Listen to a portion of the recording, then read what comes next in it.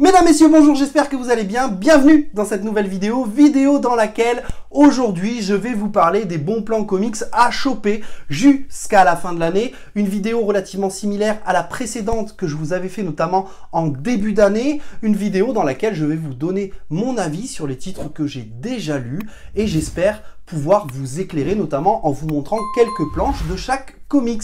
On va commencer tout de suite avec Urban Comics. Urban Comics qui depuis le 26 août a sorti sa collection Urban Nomade, une collection qui recense actuellement 10 titres à des prix très attractif, allant de 5,90 € à 9,90 € dans un format plus petit et plus condensé.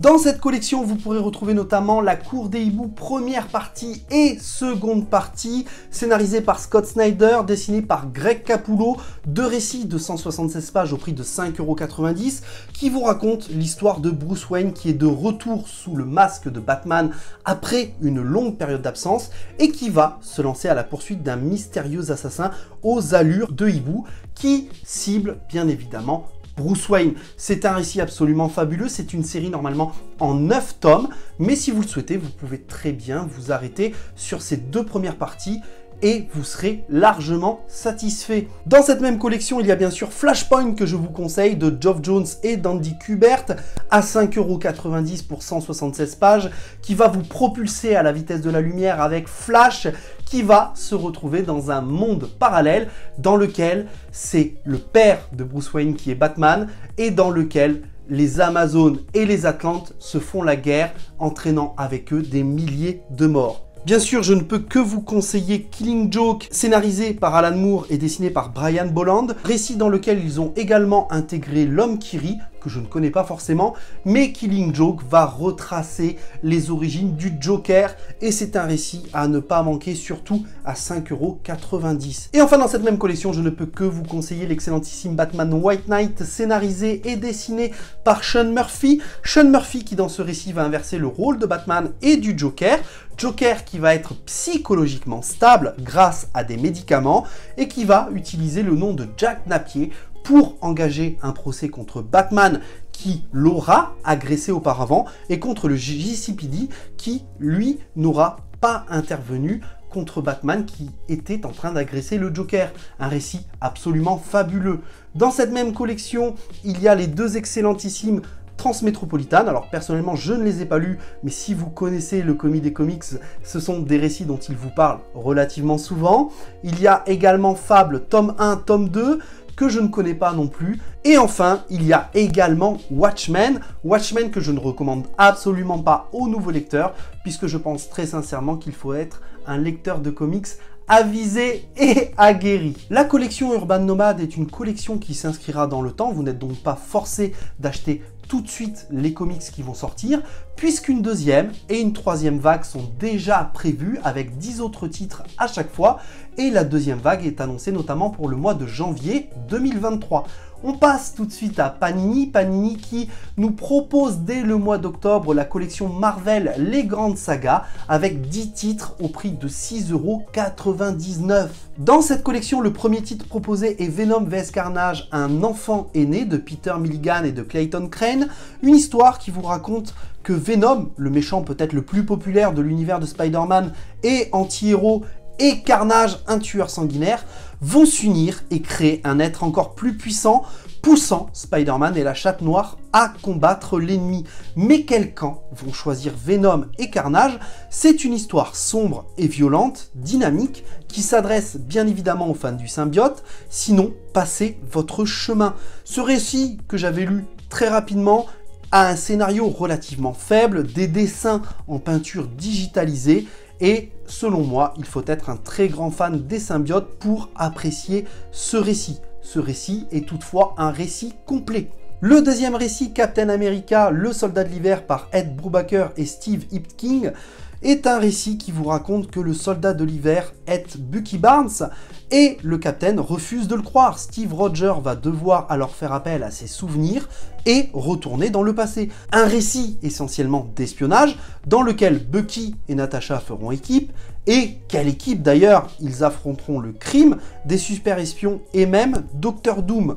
Pour ma part, c'est un récit que je n'ai pas lu, qui ne m'intéresse pas spécialement, d'une part parce que les histoires d'espionnage ne sont absolument pas ma came, et d'autre part, je vous avoue que les dessins entre la peinture et le photoréalisme me rebutent quelque peu. Pour autant, je laisse les personnes en commentaire préciser si celui-ci est un bon ou un mauvais récit. Je précise toutefois que ce récit ne sera pas complet. Dans cette collection, vous aurez notamment les Gardiens de la Galaxie Comics Avengers avec du Brian Michael Bendis, un récit qui vous raconte que la Terre est soudainement devenue le centre d'intérêt de tout le cosmos, et les Gardiens de la Galaxie sont bien décidés à en comprendre la raison. Vous retrouverez dans ce récit notamment Star-Lord, Gamora, Drax, Rocket et Groot, qui vont recevoir l'aide d'un nouveau membre inattendu, Tony Stark, alias Iron Man. Leur quête va être à jour, avec d'étonnants secrets. C'est un récit plutôt fun, bourré d'action pour les néophytes qui souhaiteraient découvrir l'équipe des Gardiens de la Galaxie, et notamment la jeunesse de Star-Lord, accompagnée de planches et de dessins plutôt sympathiques. Cela, malgré tout, reste l'un des récits peut-être les plus faibles de cette collection, et c'est un récit qui, encore une fois, n'est pas complet, donc attention. Le quatrième récit de cette collection n'est autre que Deadpool, il faut sauver le soldat Wilson, récit dans lequel Deadpool devra répondre de ses actes devant une commission d'enquête suite à une mission ayant mal tourné, qui nous apprendra notamment les origines de Deadpool et de l'équipe de mercenaires dont il faisait partie, avec Bullseye, Silver Sable et Domino. Un récit que je n'ai pas lu, mais de ce que les gens disent peut-être un des meilleurs points d'entrée dans l'univers de Deadpool, un récit a priori fun qui va briser le quatrième mur avec des dessins plutôt simples et cartoony mais non moins violents du Deadpool en somme, et en plus c'est un récit complet. Le cinquième récit, Spider-Man, un jour de plus, c'est encore du Straczynski, et cette fois autour d'un récit tragique dans lequel un mystérieux tueur a tiré sur Tante May, qui désormais agonise à l'hôpital. Pour Spider-Man, c'est le début d'une sombre période qui l'amènera à affronter Mephisto, le diable. Une histoire sombre dans laquelle Peter Parker fera tout pour la sauver, quitte à vendre son âme au diable. Des dessins extraordinairement beaux, livrant des pages puissantes, épiques, et c'est un chef-d'œuvre bourré d'émotions à mon sens. C'est un récit que je vous recommande parfaitement, et qui plus est un récit complet, donc n'hésitez pas, foncez. On passe ensuite à Wolverine, l'arme X de Barry Windsor Smith, titre qui a été réédité en must-have notamment en février, et qui nous raconte comment Logan s'est transformé en machine à tuer, et quelle organisation secrète en est la responsable. Nous verrons Wolverine et son opération le recouvrant d'adamantium dans un huis clos psychologique se situant dans un laboratoire qui retrace la transition de l'homme à la bête, malgré un scénario tenant sur un post-it, il faut le dire, et des dessins quelque peu old school. Je vous conseille ce récit mettant en avant la déshumanisation d'un homme, sa torture physique et psychologique, qui feront de Wolverine un monstre, mais un monstre pour lequel vous aurez beaucoup d'empathie. Certaines planches mettent en avant des scènes de torture troublantes, donc âme sensible s'abstenir. Pour autant, il me semble que c'est un récit complet, donc bien évidemment, à ce prix-là, je vous ordonne de foncer. Vous aurez encore du Straczynski avec le 7e récit qui est Thor Renaissance, qui nous raconte que le Ragnarok s'est produit et que tous les dieux d'Asgard et Thor lui-même n'ont pas pu l'empêcher. Mjolnir est sur la Terre et attend le prochain héros capable de le brandir. Et c'est Donald Blake qui réussira à brandir le marteau et qui permettra aux dieux de réapparaître. Je n'ai absolument pas lu ce récit, pour être tout à fait honnête, mais je peux d'ores et déjà vous dire que le plus grand fan de Thor, alias Comics Guardian, me l'avait conseillé. Et le simple fait de voir Straczynski au scénario et Coipel au dessin renforce l'idée que moi-même, je dois absolument lire du Thor quand je vois ces planches absolument magnifiques. Donc, si vous voulez mon avis, foncez si vous voulez lire une bonne histoire de Thor. À ce prix-là, vous ne serez pas perdant. Le 8e récit est Daredevil, l'homme sans peur de Frank Miller et de John Romita Jr., un récit que je vous ai déjà présenté dans une autre édition, vidéo que vous pouvez retrouver en haut de votre écran. Il est comparable au Batman année 1. Ce récit nous offre les origines de Daredevil sans avoir à acheter les 4 icons de Frank Miller, un récit que vous pouvez retrouver notamment dans sa collection Must Have ou dans sa collection 20 ans, qui va vous raconter raconter l'enfance et l'adolescence de Matt Murdock, avant son accident, mais également après son accident, comment il l'a vécu, comment il a grandi avec ce handicap et pourquoi il choisira de devenir Daredevil. Là aussi, malgré des dessins vieillissants, je trouve que les planches sont absolument superbes. C'est un récit très poétique où une balade sur les toits se transforme en ballet nocturne et où Daredevil entrera dans la légende. Si vous êtes fan notamment de la série Netflix, désormais présente sur Disney+, je vous recommande bien évidemment ce comics, foncez. 9e récit, et pas des moindres, puisqu'il s'agit de Civil War de Mark Millar et Stephen McNiven. Et comment passer à côté de Civil War, ce récit qui raconte l'une des plus grandes batailles de l'univers des comics, dont l'adaptation cinématographique n'est absolument pas à la hauteur.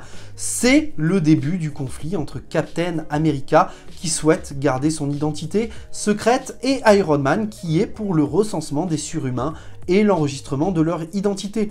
Deux groupes de super-héros vont s'opposer au travers de planches absolument somptueuses. Attention, cependant, vous n'aurez pas le récit complet, tout comme pour Thor Renaissance d'ailleurs, je ne voulais pas préciser.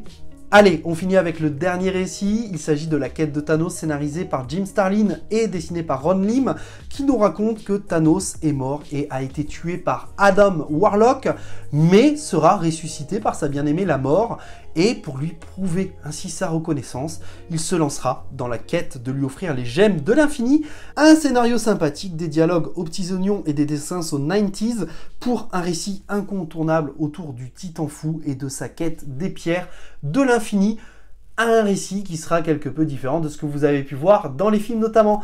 Voilà, cette vidéo est enfin terminée, j'espère que toutes ces annonces vous ont plu. N'hésitez pas à me dire en commentaire quels comics vous allez prendre et ceux que vous conseillez dans ceux que je n'ai pas lus notamment. Je compte sur vous pour le faire, c'est important. Merci à vous de me suivre chaque semaine. Je vous dis à très vite, prenez soin de vous et n'oubliez pas, hein, de grands comics et de grands mangas impliquent de grandes lectures. Salut tout le monde!